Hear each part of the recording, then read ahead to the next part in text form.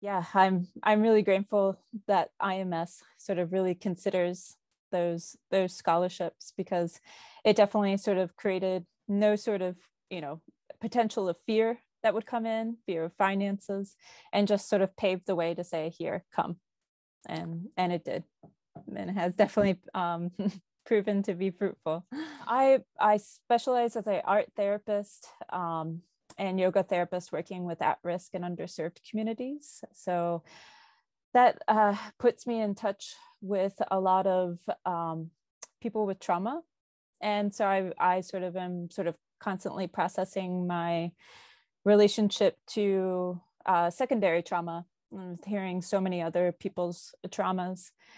And so I do have a daily practice and have been very consistent with it. But I have found retreats are a really big way for me to sort of shed that caregiver mode of serving that community. And it's such a joy and an honor to serve that community. But I need times where I can sort of reconnect back into the stillness within me in a way that my daily practice doesn't do, ways that I only really receive at a retreat and supported by the Sangha there.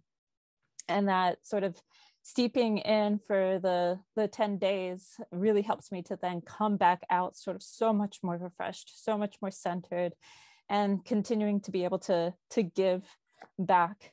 So what IMS means to me, I think, is really just recentering, so that way I can give a really, really deep bow of gratitude that the amount of giving that I see that happens to giving to IMS and what IMS gives inspires me to give, really. When you see how much people freely give and don't ask questions, they just give, and it's just within their heart, within their means to give.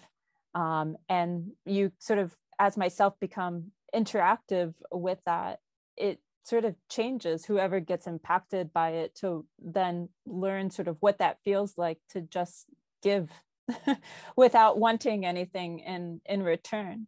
A deep bow of gratitude to those who are giving or want to give, because you're creating a ripple effect that is definitely touching people, and myself included. In the giving, or like creating sparks of happiness in the world, happiness from people coming back to themselves, happiness for people just knowing how to deal with their stresses and having a safe space to release it. And so really wanting to have more happiness in the world, and sort of anything that we can do to give back to create more of that space for happiness. May we do it. May we do it with all of our hearts.